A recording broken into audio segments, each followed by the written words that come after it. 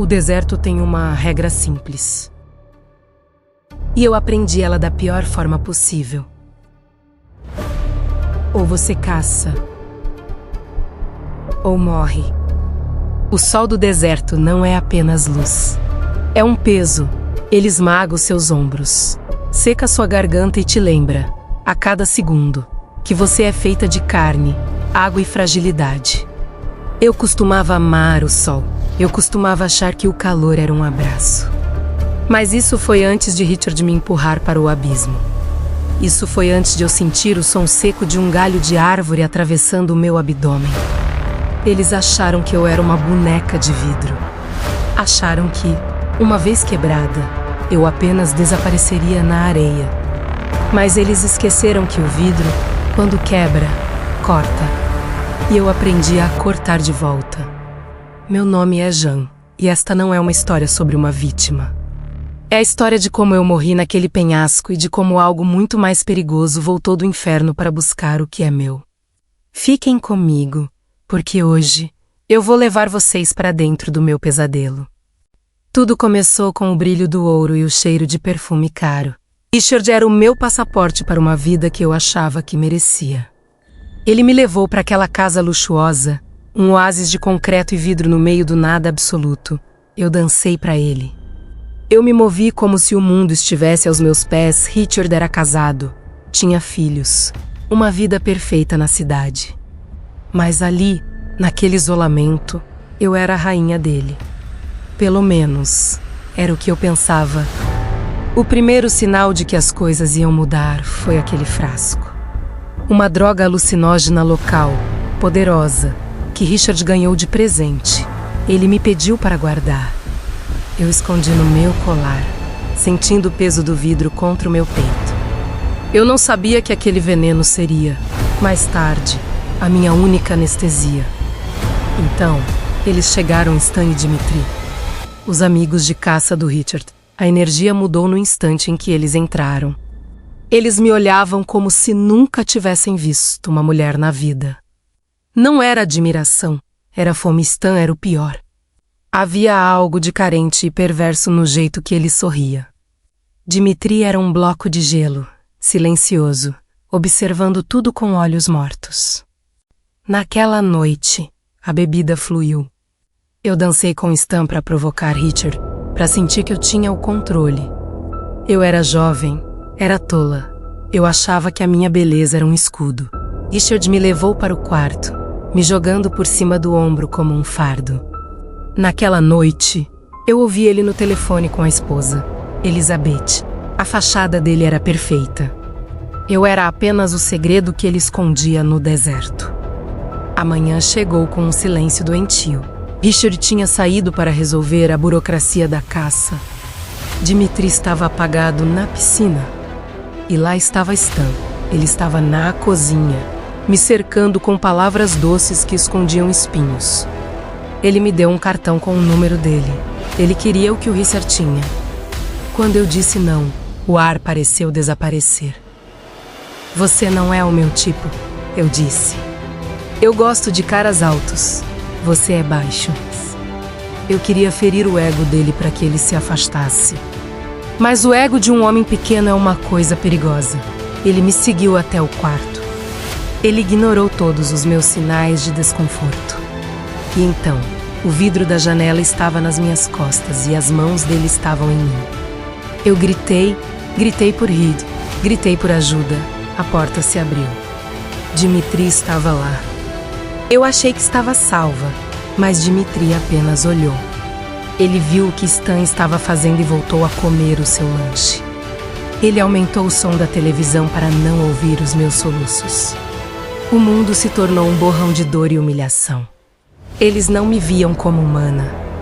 Eu era apenas entretenimento antes da caçada oficial. Quando Richard voltou, eu achei que ele faria justiça. Mas a justiça de Richard tinha um preço. Ele tentou me comprar. Me ofereceu um emprego no Canadá, dinheiro na conta. Ele queria que eu desaparecesse silenciosamente.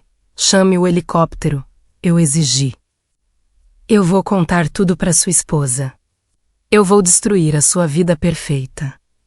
O tapa dele quase deslocou a minha mandíbula. Ele me perseguiu pelo deserto como o animal que ele planejava caçar. Eu corri até não ter mais fôlego, até o chão acabar. Na beira do penhasco, ele fingiu remorso, fingiu que estava chamando o piloto. E no momento em que eu baixei a guarda, as mãos dele me atingiram. A queda durou uma eternidade. O vento assobiando, o céu azul girando. E então, a escuridão. O galho seco de uma árvore me atravessou.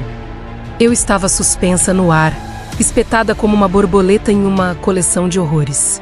Eles olharam lá de cima. Richard deu a ordem. Vamos caçar conforme o planejado. Ela é apenas lixo agora. A dor era tão grande que se tornou fria. Eu vi o isqueiro no chão. Usei cada centímetro de força para alcançá-lo. Eu ateei fogo na árvore que me segurava. A madeira estalou, o fogo lambeu a minha pele e eu caí. Eu estava no chão, mas eu estava viva. Eu rastejei. O rastro de sangue que eu deixava era o mapa da minha ressurreição. Eu ouvi os motores. Eles voltaram para procurar o meu corpo.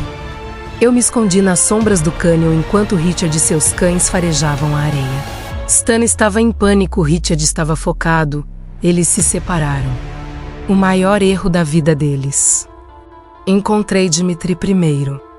Ele estava urinando no rio, o rifle descansando em uma pedra. A arrogância dele foi a sua queda.